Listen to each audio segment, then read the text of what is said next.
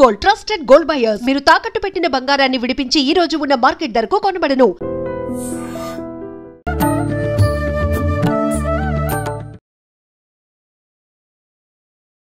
Welcome to iDream. Dharma Margam with Vijitha కార్యక్రమానికి స్వాగతం. ప్రస్తుతం మనతో పాటు ఉన్నారు వేద పండితులు పవన్ కుమార్ శర్మ గారు. ఇప్పుడు వారితో మాట్లాడి ముఖ్యంగా మనం కార్తీక మాసం వచ్చింది అని అంటే ప్రతిరోజు కూడా కార్తీక పురాణం ఖచ్చితంగా వినాల్సిందే అని చెప్పి పెద్దవాళ్ళు చెప్తూ ఉంటారు. మరి అసలు ఎందుకు వినాలి, వింటే ఏం జరుగుతుంది, ఇలాంటి విషయాలు అయితే ఖచ్చితంగా తెలుసుకోవాల్సిందే కదా.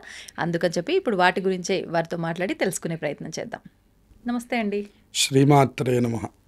అయితే కార్తీక మాసం రాబోతుంది కదండి. కార్తీక మాసం అనగానే అందరికీ గుర్తొచ్చేది దీపారాధనలు, అభిషేకాలు ఎంత విశేషంగా చేస్తారో కార్తీక పురాణం ఖచ్చితంగా ప్రతిరోజు ఒక అధ్యాయం చదవనైనా చదవాలి, విననైనా వినాలి అని చెప్పి చెప్తూ ఉంటారు. ఎందుకని, అసలు ఎందుకు వినాలి కార్తీక పురాణం, ఎందుకు చదవాలి? శ్రీ విష్ణు రూపాయ నమః శివాయ. కార్తీక పురాణం అన్ని పురాణాల్లోకెల్లా కూడా చాలా ముఖ్యమైనటువంటి పురాణం. విశేషించి కొన్ని మాసాలకు మాత్రమే మనకి పురాణాలు పెట్టారు. అందులో 4 మాసాలకు మాత్రమే, మనకు మొత్తం 12 నెలలు ఉన్నాయి. 12 నెలల్లో కూడా 4 నెలలకి మాత్రమే పురాణాలు పెట్టారు. అందులో ఆషాఢ పురాణం, వైశాఖ పురాణం, మాఘ పురాణం, కార్తీక పురాణం. ఇంకా మిగతా వాటికి పురాణాలు ఉండవు. భాద్రపద పురాణం ఉండదు, శ్రావణ పురాణం ఉండదు. ఎందుకనండి ఈ 4 మాసాలకే? ఈ 4 మాసాలు కూడా విశేష ఆధ్యాత్మిక మాసాలు అని చెప్తారు.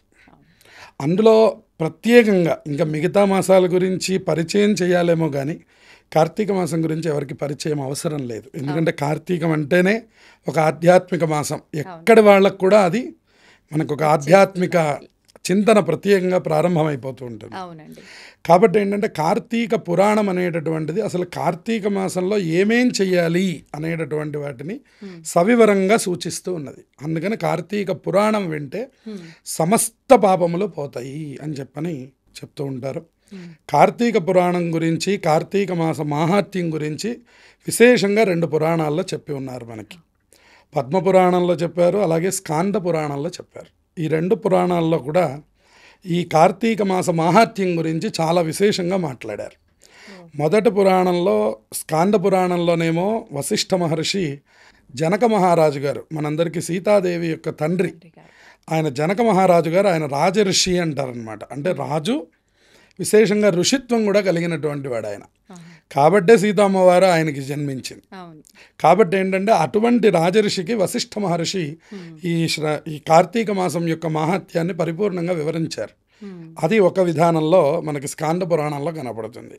ఇక పద్మ పురాణంలో సత్యభామాదేవికి శ్రీకృష్ణ భగవానుడు వివరించాడు. అక్కడ కూడా కార్తీక మాసానికి మించినటువంటి మాసం లేదు, నా కార్తీక సమో మాసః అని చెప్పాడు.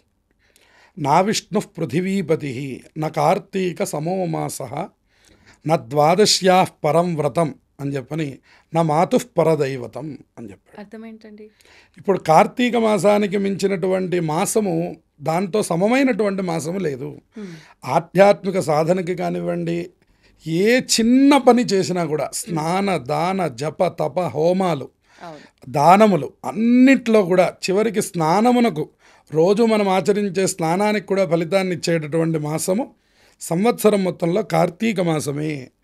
చూడండి, మిగతా వాటిల్లో స్నానానికి ప్రాధాన్యతని చెప్పరు.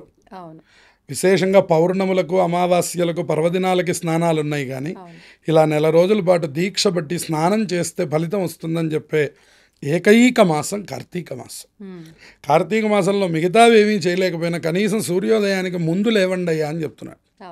అందుకని లేచి కనీసం స్నానం చేస్తే చాలు, మాకేమీ తెలియదండి, లేదా మేము ఇవన్నీ చేయలేమండి, మాకు ఇవన్నీ మొదటి నుంచి అలవాటు లేదండి, రకరకాలైనటువంటి అభిప్రాయాలు కలిగి ఉన్నప్పటికి కూడాను కార్తీక పురాణం ఏం చెప్తుందంటే కనీసం స్నానం ఆచరించండి అయ్యా, స్నానం వల్ల కూడా పాపములు పోతున్నాయి.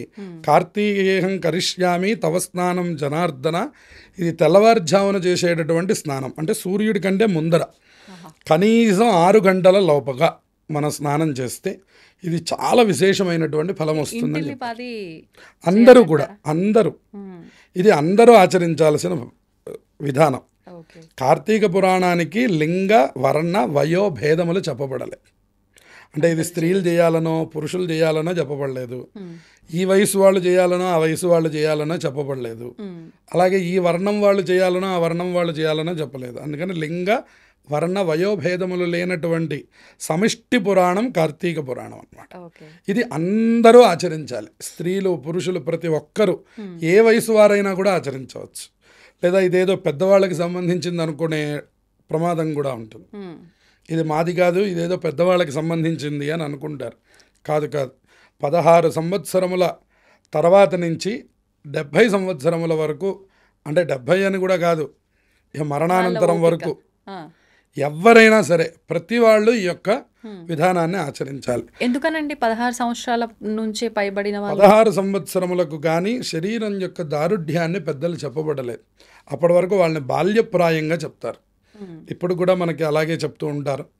అందువల్ల చిన్నపిల్లలు ఏదో లేవడం అని, స్నానం చేయడం అనేటటువంటి విషయంలో అది వాళ్ళ తల్లిదండ్రుల యొక్క శ్రద్ధాభక్తుల మీద ఆధారపడి ఉంది. కానీ ఇంకా వాళ్ళు కూడా భాగస్వామ్యం అయితే మంచిదే, చాలా విశేషమైనటువంటి ఫలితాలు వాళ్ళకు కూడా లభిస్తాయి.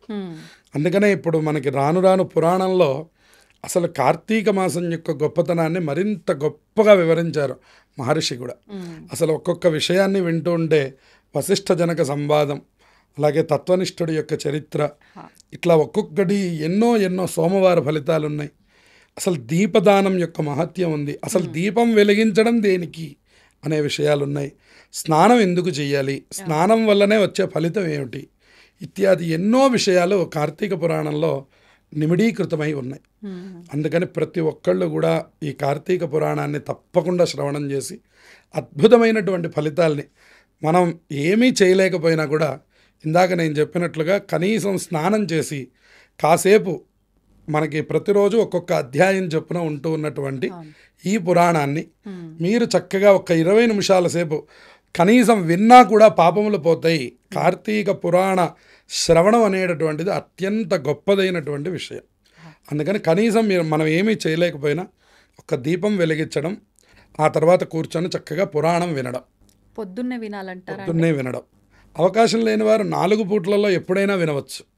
కానీ ఇది పొద్దున్నే వింటే ఆ ఆధ్యాత్మిక అనుభూతి మరి వేరుగా ఉంటుంది. మళ్ళీ రాత్రికి వచ్చాక వేరుగా ఉంటుంది, ఆఫీసుల నుంచి వచ్చాక వినడం. అందువల్ల ఇది ప్రాతకాలంలో వింటే చాలా గొప్ప ఫలితాలు వస్తాయని ఉన్నది. ఎందుకంటే అసలు ఆ రోజు ఏం ఆచరించాలో మనకు తెలుస్తుంటుంది కాబట్టి. సాయంత్రం వినడం వల్ల ఓహో అని మనకు తెలుస్తుంది, కానీ పాటించలేం, చేయడానికి ఉండదు. అందుకని ఇది పొద్దున్నే మీ స్నానము అలాగే దీపారాధన పూర్తవంగానే గనక మీరు ఈ పురాణాన్ని ఒక 20 నిమిషాల సేపు, మనకి ఒక్కొక్క అధ్యాయము 20-25 నిమిషాలు మనకి పడుతున్నది కాబట్టి ఆ 25 నిమిషాలు చక్కగా శ్రవణం చేస్తే మీకు ఆ రోజు ఏం చేయాలి అనేటటువంటి విషయం అర్థమవుతూ ఉంటుంది. ఆ రోజుకి ఏం చెప్పారో దాన్ని చక్కగా ఆచరించి ఈ కార్తీక వ్రతం అనేటటువంటి దాన్ని అందరూ చక్కగా సఫలీకృతం చేసుకోవాలి. కార్తీక మాసం లాంటి మాసం దొరకడమే చాలా కష్టం అని చెప్తున్నాడు పురాణంలో. ఎందుకంటే కార్తీకం అంత గొప్పదైనటువంటి మాసం. మాసాల్లోకెల్లా కూడా ఇది 2వ మాసంగా చెప్తాడు. అంటే అశ్విని నక్షత్రంతో మొదలు పెట్టుకుంటే, మనం నక్షత్రాలు చెప్పమంటే మనం అశ్విని, భరణి, కృత్తిక అని మొదలు పెడతాం. అందువల్ల అశ్విని నక్షత్రం పౌర్ణమితో కూడుకున్నది ఆశ్వయుజ మాసం, కృత్తికా నక్షత్రం పౌర్ణమితో కూడుకున్నది కార్తీక మాసం. కాబట్టి ఇప్పుడు ఇక్కడ ఇంకా ఏం చెప్తున్నాడు, ఈ కార్తీక మాసం గనక 2వ మాసం, అశ్విని భరణి అమావాస్యకి వస్తుంది, కృత్తిక మళ్ళీ పౌర్ణమికి వస్తుంది అన్నమాట. ఈ విధంగా మనకి ఆయా నక్షత్ర సంచారం జరుగుతూ ఉంటుంది. అందుకనే మనల్ని చాంద్రమానం అని చెప్పారు. మనది మనం ఆచరించేది. దాన్ని బట్టి మనం ఏం చేస్తామంటే ఈ పాడ్యమి అమావాస్య వెళ్ళిన తెల్లవారి నుంచి మనం కార్తీక మాసాన్ని ప్రారంభం చేసుకుంటాం. చాలామంది ఉత్తరాది విషయాదుల్లో ఇది కార్తీక మాసాన్ని తులా సంక్రమణం అంటారు. తులారాశిలోకి సూర్యుడు ఎప్పుడు ప్రవేశిస్తే అప్పటి నుంచి వాళ్ళకి కార్తీక మాసం. అంటే ఏ సమయంలో వస్తుండొచ్చు సుమారుగా మనకి చూడండి, సంక్రమణం ఎప్పుడు 15-16 తేదీల్లో ఉంటుంది. ఇది మనకి బాగా తెలుసు కదా. మనకి జనవరిలో కూడా 15-16 తారీఖుల్లో సంక్రమణం ఉంటుంది. ప్రతి నెల కూడా సుమారుగా అదే సమయాల్లో ఉంటుంది. కాబట్టి ఈ తులా సంక్రమణం అయిన దగ్గర నుంచి వాళ్ళు ఆ విధంగా పాటిస్తారు. దాన్ని సౌరమానం అంటారు. మనం ఆచరించేది చాంద్రమానం. చాంద్రమానం అంటే చంద్రుడు ఎలా నడిస్తే అలా నడవడాన్ని చాంద్రమానం అంటాం. కాబట్టి ఈ విధంగా మనం కార్తీక మాసం గురించి తెలుసుకోవడానికి కార్తీక పురాణం లాంటి పురాణం మళ్ళీ లేదు కాబట్టి అందరూ ఈ పురాణ శ్రవణం చేస్తే సమస్త పాపములు పోతాయి. మళ్ళీ ఒక రాజర్షి అడిగారు, కార్తీక పురాణ శ్రవణం వల్ల ఏదైనా ఫలితం చెప్పండి అన్నారు. అప్పుడు ఆయన వెంటనే నవ్వారట. ఎందుకండి నవ్వుతున్నారని అడిగారట. అప్పుడు ఆయన చెప్పారట, అసలు ఒక పురాణం వల్ల ఈ పాపం పోతుందనో ఈ ఫలితం కలుగుతుందనో చెబితే దీన్ని అవమానించినట్టు. అన్ని కోరికలు నెరవేరుతాయి, అన్ని పాపములు పోతాయి. అందుకని మనం ఏదో ఒకదాన్ని చెప్తే మిగతా దాన్ని అవమానించినట్టు. అందుకని ఈ కోరిక తీరుతుంది అని చెప్పడం తప్పు, ఈ పాపం పోతుంది అని చెప్పడం తప్పు. అన్ని పాపాలు పోతాయి, అన్ని కోరికలు నెరవేరుతాయి. అందువల్ల కార్తీక పురాణం అందరికీ శ్రవణదాయకమైనటువంటిది. ప్రతిరోజు ఖచ్చితంగా వినవలసినటువంటిది. 20 నిమిషాల పాటు వీలు చేసుకొని ఉదయం, మధ్యాహ్నం, సాయంత్రము, రాత్రి 4 కాలాలు ఉన్నాయి. 4 కాలాల్లో కనీసం ఏదో ఒక కాలంలో విన్నా భగవంతుడు ఆ ఫలితాన్ని అందరికీ ఇవ్వాలి మన మాధ్యమం ద్వారా. అయితే మనకు కార్తీక మాసంలో విశేషంగా నెలంతా ఆచరించలేమనుకునే వాళ్ళు ముఖ్యంగా సోమవారాలు అయితే ఆచరించాల్సిందే ఖచ్చితంగా అని ఒక నియమం పెట్టుకుంటారు. లేదు నెలంతా ఆచరించినా సోమవారం మాత్రం ఇంకా ప్రత్యేకంగా ఆరాధించాలి అనుకుంటారు. మరి ఈసారి నాకు తెలిసి 4 సోమవారాలు వచ్చినట్టున్నాయండి. ఈ 4 సోమవారాలు కూడా మనం ఏ రకంగా స్వామివారిని ఆరాధించవచ్చో వివరించండి. తప్పకుండా. శివాయ గురవే నమః, శ్రీ విష్ణు రూపాయ నమః శివాయ. కార్తీక సోమవారాలు శివకేశవులిద్దరికీ కూడా అభేదంగా చాలా గొప్ప ఫలితాలని అనుగ్రహించేటటువంటి రోజు కార్తీక సోమవారం. ఈ కార్తీక సోమవారానికి మనకి కార్తీక పురాణంలో అలాగే శివమహాపురాణంలో వాటి గురించి చాలా విశేషంగా చెప్పారు. అందులో మనకి 3 విధాలు చేయమని కార్తీక సోమవార వ్రతం గురించి చెప్పారు. అందులో ఒకటి అభోజనం అని చెప్పారు. అంటే అభోజనం అంటే సోమవారం నాడు భోజనం లేకుండా ఉండగలగడం కంప్లీట్గా.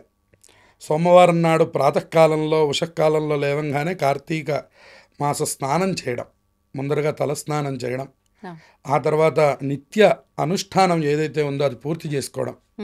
కార్తీక మాసంలో దీపారాధన చేయడం అనేటువంటి చాలా ముఖ్యమైనటువంటి ప్రకరణం కాబట్టి పొద్దున్నే దీపారాధన చేయడం, ఆ తర్వాత ఏదైనా శివస్తోత్రాలు చదువుకోవడం, నిత్య దైనందినమైనటువంటి జీవనంలోకి ప్రవేశించడం. తర్వాత మధ్యాహ్నం కూడా ఆయా సంబంధమైనటువంటి కాలంలోనే ఏదైనా అల్పాహారం కానీ ఏదైనా తీసుకోవడం.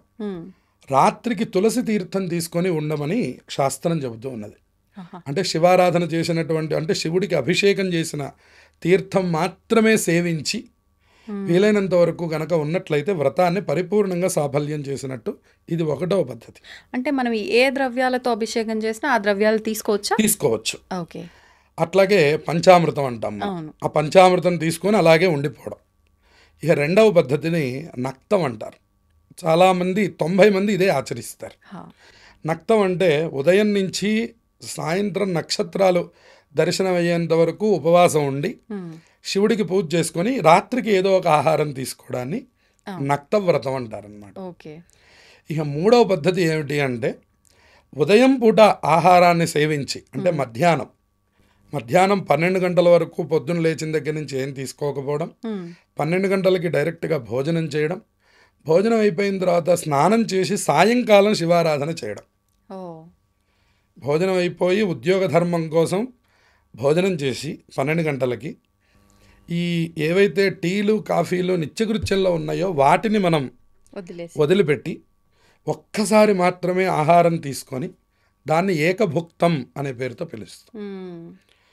ఏకభుక్తం చేయడం అంటే మధ్యాహ్నం 12 గంటలకి మాత్రమే ఆహారం స్వీకరించి ఆ తర్వాత సాయంత్రం మళ్ళీ తలస్నానం చేసుకొని దేవాలయానికి వెళ్ళడమా, ఇంట్లోనే శివారాధన చేయడమా, ఏదో ఒకటి సోమవారం నాడు తప్పకుండా ఆచరించి ఆ శివుడి యొక్క తీర్థం తీసుకొని రాత్రి అంతా ఉపవాసం ఉండడాన్ని ఏకభుక్తం అనే పేరుతో పిలుస్తారు. ఏకభుక్తం చేయడం లేదా నక్తవ్రతం చేయడం.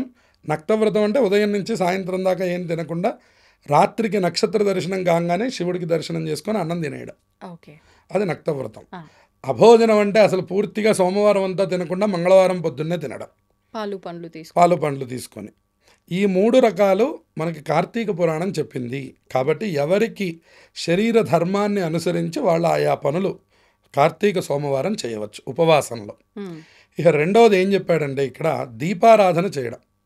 దీపారాధన ప్రాముఖ్యతని కార్తీక పురాణంలో చాలా విశేషంగా చెప్పాడు.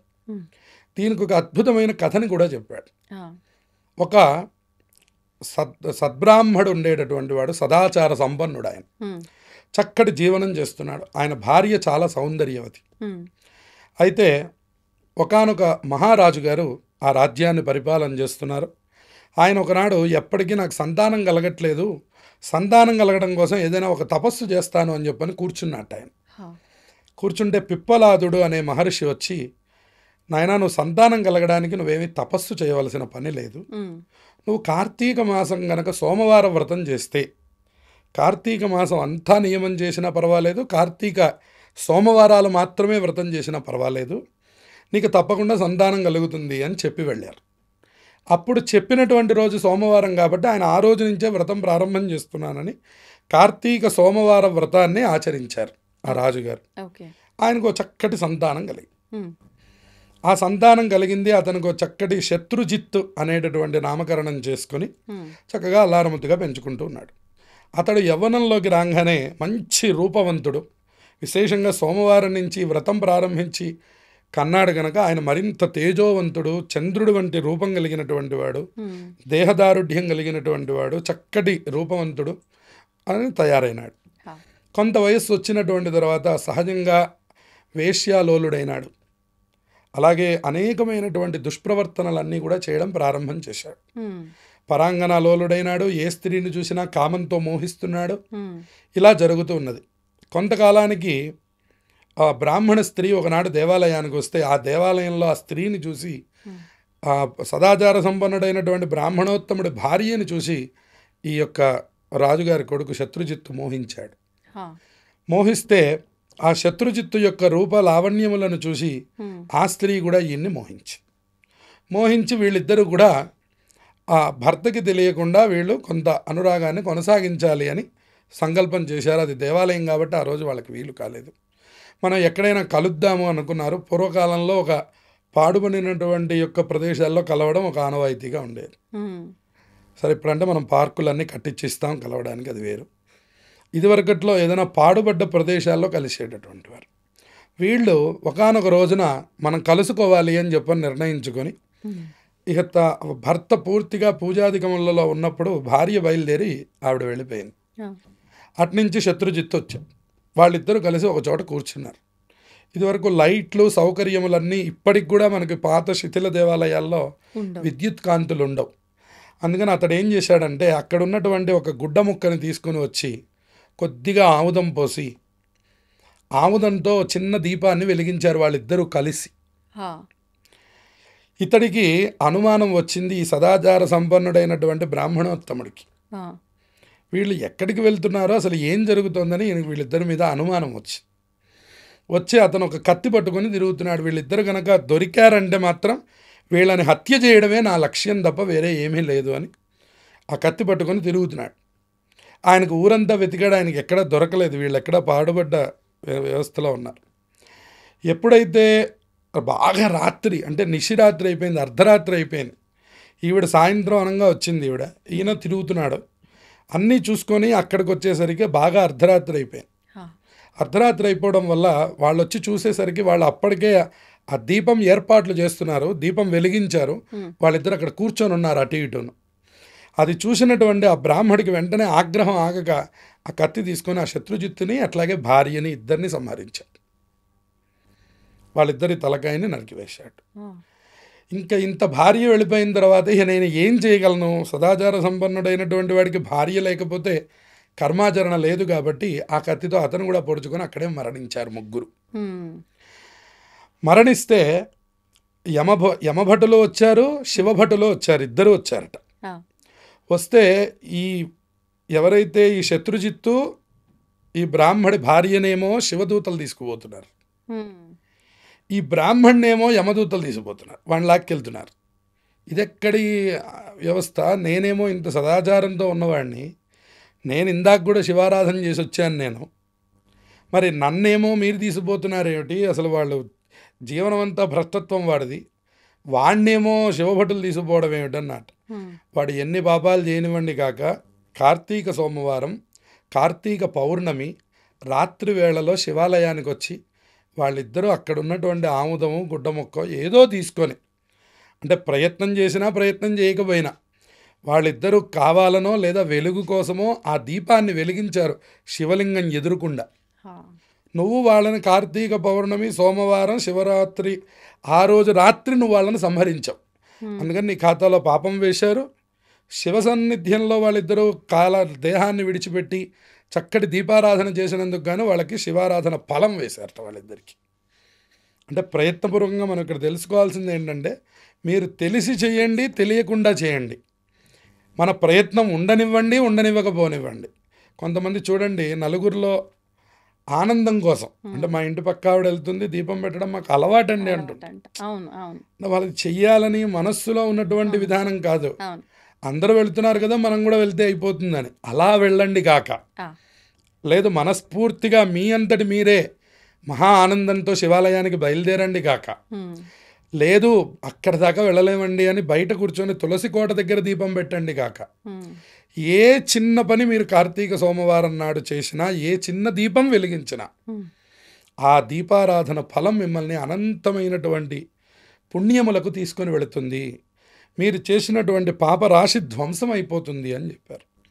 అందుకని ఏంటంటే ఇది కార్తీక పురాణంలో ఉన్నటువంటి కథ కాబట్టి ఇది ఎట్లా అయితే చెప్తూ ఉన్నదో, ఆ రోజు మనం ప్రయత్నపూర్వకంగా మనందరం దీపారాధన చేస్తే ఇంకా ఈశ్వరుడు ఎలా అనుగ్రహిస్తాడు అనేది మనం మాటల్లో వివరించలేం. కాబట్టి దీన్ని బట్టి మనకు అర్థమవుతున్నది. కాబట్టి అందువల్ల మనం ఏదో విపరీతంగా చేశాము కాబట్టి మేము కార్తీక సోమవారం దీపం వెలిగించక్కర్లేదు అని అహంకారానికి పోకుండా, గతంలో మేము చాలా పుణ్యాలు చేశాం అనే మాటలు మాట్లాడకుండా మౌనంగా శివుడి దగ్గర కూర్చొని ఒక చక్కటి దీపం వెలిగించి ధ్యానం చేయండి. ధ్యానం చేసేటటువంటి వాళ్ళకి సహకరించండి. వాళ్ళని పాడు చేసే ప్రయత్నం చేయకుండా వాళ్ళ దగ్గరికి వెళ్ళి ఇవన్నీ ఏంటి, మీరేం చేయడం, ఈ ఉపవాసాలు ఏమిటి, ఇవన్నీ ఏమిటి అని మనం పరుషంగా కనుక మాట్లాడినట్లయితే మనం మళ్ళీ బ్రాహ్మణులాగా ఎంత ఆచారం పాటించినా, ఎంత వ్యవస్థ చేసినా, ఈరోజు మాట్లాడిన ఈ పాపం వల్ల మనం మళ్ళీ యమదూతల దగ్గరికి వెళ్ళిపోతాము అని బాగా గుర్తుపెట్టుకొని ఆచరించేటటువంటి వాళ్ళకి చక్కగా సహకరించి, మీరు ఒక అరటిపండు తినండి పొద్దున్నుంచి ఏమీ తినలేదని వాళ్ళకి సహకరించడం, అట్లాగే వాళ్ళకి కావాల్సిన సంభారాలు ఏర్పాటు చేయడం, దీని ద్వారా కూడా ఫలితం వస్తుందన్న. అందుకనే శివాలయాలకు వెళ్ళమనడానికి కారణం ఏంటంటే, మనం దీపం పెట్టినా పెట్టకపోయినా అక్కడ ఉన్నటువంటి దీపాలన్నిటిని దర్శనం చేస్తాం మనం. కనీసం మనం కళ్ళతో ఆ దీపాలని అట్లా చూసినా కూడా ఆ రోజు మన ఖాతాలో పుణ్యం వేస్తారు. అందుకని కార్తీక సోమవారం శివాలయ సందర్శనం అత్యంత ముఖ్యమైనటువంటిది. చక్కగా దీప దానములు కూడా చేయవచ్చు. ఇంకా పంచామృతాలతో ఈశ్వరుడికి అభిషేకం చేయవచ్చు. 4 స్తోత్రములు చదువుకోవచ్చు. ఖర్చు లేనటువంటి పని. ఇవన్నీ ఎవరు తీసుకెళ్తారండి? మాకు ఓపిక లేదు అంటే ఒక చిన్న పుస్తకం తీసుకొని వెళ్ళి ఆ లింగాష్టములు లాంటివి చక్కగా చదువుకోవచ్చు అక్కడ కూర్చొని. అందుకని మీరు ఏ చిన్న పని చేయండి కార్తీక సోమవారం, అది అత్యద్భుతమైనటువంటి ఫలితాలను ఇస్తుంది. అందుకని పురాణాల్లో ఇంకా చాలా వివరంగా చెప్పారు. మనకి ఏది వీలైతే అది మనం చేయగలుగుతాం మహాకలియుగంలో. కాబట్టి కనీసం స్నానం చేయండి, దీపారాధన చేయండి, స్తోత్రములు చేయండి, అవకాశం ఉన్న వాళ్ళు శివ ఆరాధనని చేయండి, మిగిలిన వాళ్ళ దీపాలు వెలిగించండి, దీపదానములు చేయండి, అలాగే వస్త్రదానములు చేయండి. ఈ కార్తీక సోమవారాల్ని చక్కగా సద్వినియోగం చేసుకోండి. మనకు ఈ అక్టోబర్ 18వ తారీఖున గురుగ్రహం యొక్క మార్పు జరగబోతోందని చెప్పి అంటున్నారు. ఇది వాస్తవమా? మరి ఇలా గ్రహాల మార్పులు ఏమైనా జరిగినప్పుడు ఖచ్చితంగా కొన్ని రాశుల వారికి బాగుంటుంది, కొన్ని రాశుల వారికి మధ్యస్థంగా ఉంటుంది, కొన్ని రాశుల వాళ్ళు కొన్ని రెమెడీస్ చేసుకుంటే ఉత్తమం అని చెప్పి చెప్తూ ఉంటారు. మరి అలా చేసుకోవాల్సిన విధానాలు ఏమైనా ఉన్నాయా? వివరించండి. దేవానాంచ ఋషీణాంచ గురుం కాంచన సన్నిభం బుద్ధిమంతం త్రిలోకేశం తం నమామి బృహస్పతిం. శ్రీ గురవే నమః. గురుగ్రహం యొక్క మార్పు మనకి అతిచారం అనేటటువంటి విభాగంలో మారుతూ ఉన్నదన్నమాట. న్యాయానికి ఇది సహజంగా జరగవలసిన మార్పు కాదు. దీన్ని అతిచారము అంటారు అన్నమాట. అతిచారం అంటే రావలసినటువంటి టైం కంటే ముందరగానే రావడం అని అర్థం అన్నమాట. మళ్ళీ వెనక్కి వెళ్ళిపోతుంది, మళ్ళీ కొన్నాళ్ళ తర్వాత సరైనటువంటి స్థితిలో వస్తుంది. అంటే 2 సార్లు జరుగుతుంది. 2 సార్లు జరుగుతుంది. దీన్ని అతిచారం అనే పేరుతో పిలుస్తారు. అసలు ఇది మామూలుగా అయితే ఎప్పుడు జరగాల్సిన విధానం అండి? ఇదంతా మనకి సుమారుగా మే ఆ సమయంలో మనకి జరగాల్సినటువంటిది ఇప్పుడు ముందరగానే జరుగుతున్నది అనమాట. దీన్ని అతిచారం అంటారు. సహజంగా జరగవలసిన గ్రహచారం కంటే దీన్ని అతిచారం అంటారు అనమాట. ఈ అతిచారం రేపు 18వ తారీఖు ప్రారంభమయ్యి సుమారుగా డిసెంబర్ 5వ తారీఖు వరకు గురుడు కర్కాటక రాశిలో ఉంటున్నాడు. కర్కాటక రాశి గురుడికి ఉచ్చక్షేత్రం, ఆయనకి ఉచ్చ స్థానాన్ని సూచిస్తుంది. ఇది చాలా మంచి శుభసూచకమైనటువంటి విషయం, విశేషించి కొన్ని రాశుల వారికి. ఆ కొన్ని రాశుల్లో మొట్టమొదటిది మిథున రాశి వారికి. మిథున రాశి వారికి ఎంతో కాలం నుంచి ఆర్థికపరమైనటువంటి కష్టముల్ని అనుభవిస్తూ ఉన్నటువంటి వాళ్ళకి ఈ నెల రోజులు ఏదైతే ఉందో ఆ నెల రోజుల్లో కూడా ఏదో ఒక మార్పు కనపడడం, ఏదైతే ఆర్థిక సమస్యలు దీర్ఘకాలంగా ఎదుర్కొంటున్నారో వాటికి ఏదో ఒక రకమైనటువంటి పరిష్కారం దొరకడం ఈ నెల రోజుల్లో జరుగుతుంది. అంతేకాకుండా కుటుంబ వాతావరణంలో చక్కటి మార్పు ఏర్పడుతుంది మిథున రాశి వారికి. ఇది 2వ స్థానంలో ఉండడం వల్ల ధన, వాక్, కుటుంబ స్థానములకు ఇది చాలా ప్రతీకమైనటువంటిది. అందులో గురుడు ఉచ్చక్షేత్రంలో ఉండడం వల్ల ఆకస్మికంగా ధనం రావడం, అనుకోనటువంటి శుభకార్యాలు ఇంట్లో చేయవలసి రావడం, ఇటువంటివన్నీ కూడా మిథున రాశి వారికి జరగబోతున్నాయి. తర్వాత 5 రాశులు అని చెప్పుకున్నాం. అందులో 2వ రాశి కన్యా రాశి.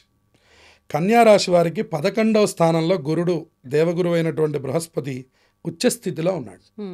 ఇది చాలా మంచి క్షేత్రం. 11లో ఉండడం అంటే చాలా లాభస్థానం. ఎవరైతే లాభం అంటే మనకి వ్యాపారానికి సంబంధించినటువంటిది, అలాగే వివాహాలకి సంబంధించినటువంటిది, అలాగే మనకి ఆర్థికంగా ఏదైనా ఒక ప్రాపర్టీ కొనాలి అనుకున్నటువంటి వాళ్ళు కన్యా రాశి వాళ్ళకి ఎవరికైనప్పటికీ కూడా వాళ్ళకి ఇది ఒక మంచి సమయం అని మనం చెప్పవచ్చు. కన్యా రాశి వారికి 11వ స్థానంలో దేవగురువు రావడం అనేటటువంటిది అక్టోబర్ 18 నుంచి డిసెంబర్ 5వ తారీఖు వరకు కూడా అద్భుతమైనటువంటి రాజయోగం కలగబోతోంది. ఏదైనా ఒక నూతనంగా ఏదైనా ఒక ప్రాపర్టీ కొనాలన్నా, అంటే విలాసవంతమైనటువంటి ఏ రకమైన వస్తువులు కొనాలన్నా, ఉదాహరణకి కార్లు, అలాగే ఇళ్ళు, ఇంటికి సంబంధించి ఏదైనా ప్లాన్ చేస్తున్నా, వీటన్నిటికీ కూడా ఏదైనా ఒక స్థలము వాటి మీద ఇన్వెస్ట్ చేయాలన్నా కూడా ఇది ఒక మంచి సమయం.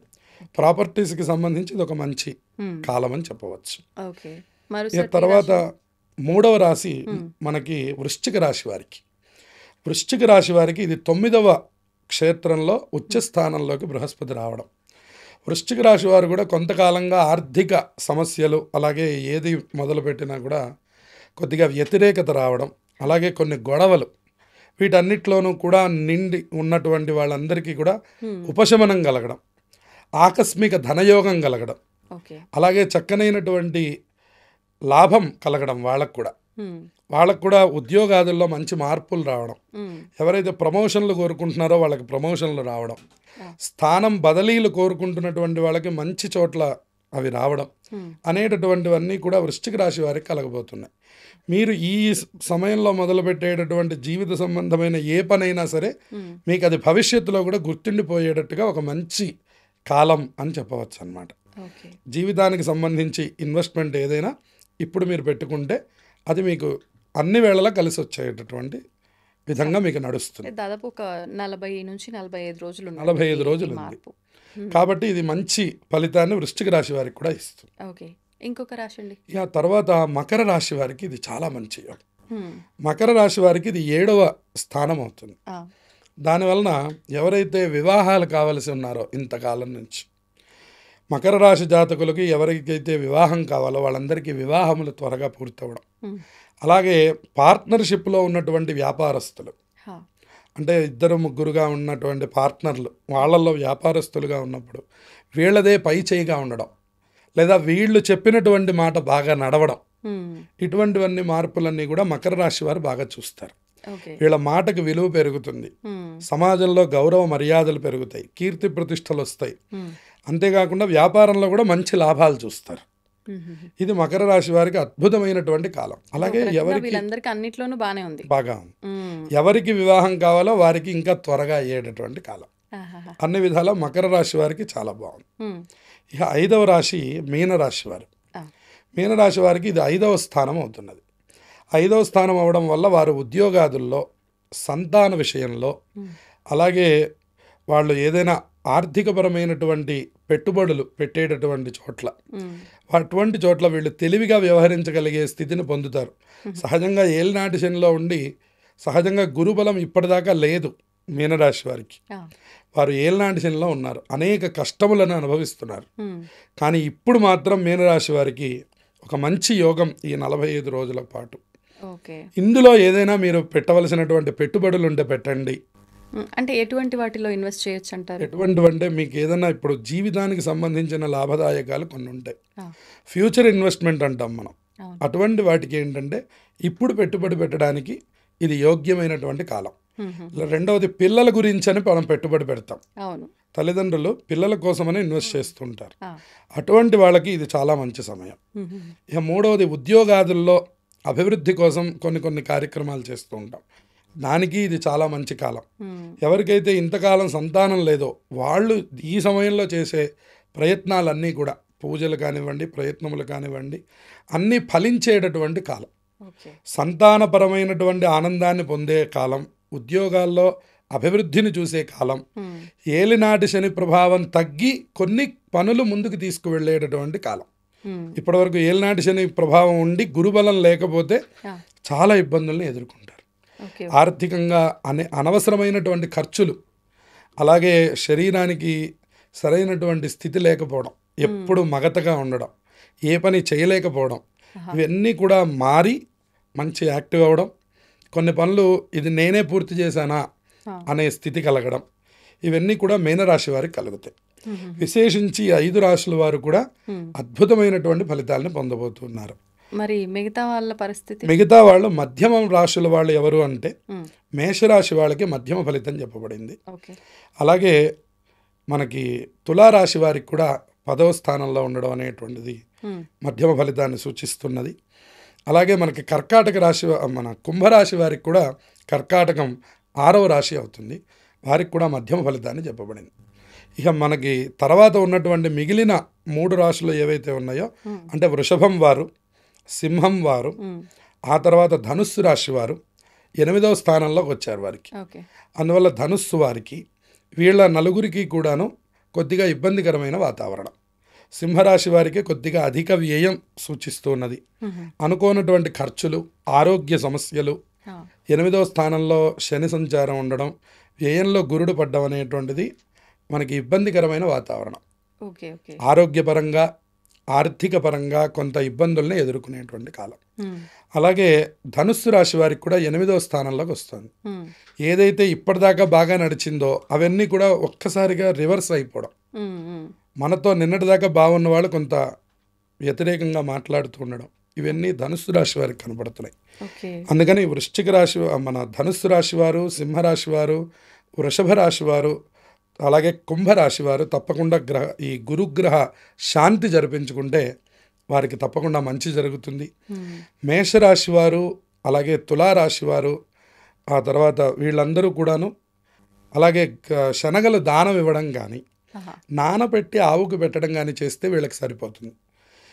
వీళ్ళు ఎవరైతే సింహ, వృషభ, ధనుస్సు రాశి వాళ్ళు, కుంభరాశి వాళ్ళు ఉన్నారో పూర్తిగా గ్రహశాంతి జరుపుకోవాలి. అంటే జప, తర్పణ, హోమ దానాలు చేస్తే మంచి జరుగుతుంది. గురు చరిత్ర పారాయణ కూడా మంచి జరిగిస్తుంది. దానాలంటే వాళ్ళు ఏం దానం చేయొచ్చండి? శనగలు దానం చేయడం, కిలోంబావు శనగలు దానం చేయడం. ఒకవేళ దానం చేయడానికి బ్రాహ్మడు దగ్గరలో లేకపోతే నానబెట్టి ఆవుకు పెట్టినా కూడా శుభమైన ఫలితాలు కలుగుతాయి. అలాగే వీళ్ళు కొంతమంది మాకు ఆ 2 అవకాశం లేవండి, ఇంకా ఏదైనా సూక్ష్మంగా చెప్పండి అంటే గురు చరిత్ర పారాయణ చేయడం. మనకి దత్తాత్రేయ స్వామి వారి చరిత్రని గురు చరిత్రగా మనకి పుస్తకాలు దొరుకుతాయి. 7 రోజుల పాటు అది పారాయణ క్రమం ఉంటుంది. గురు చరిత్ర సప్తాహం అని ఉంటుంది. కాబట్టి ఆ గురు చరిత్రని సప్తాహ దీక్షలో చక్కగా పారాయణ చేస్తే వీళ్ళందరికీ శుభమైనటువంటి ఫలితాలు కలుగుతాయి. విశేషంగా వృషభ, సింహ, ధనుస్సు, కుంభ ఈ 4 రాశుల వారు ఖచ్చితంగా చేయండి. మిగిలినటువంటి వాళ్ళు దానం ఇస్తే సరిపోతుంది.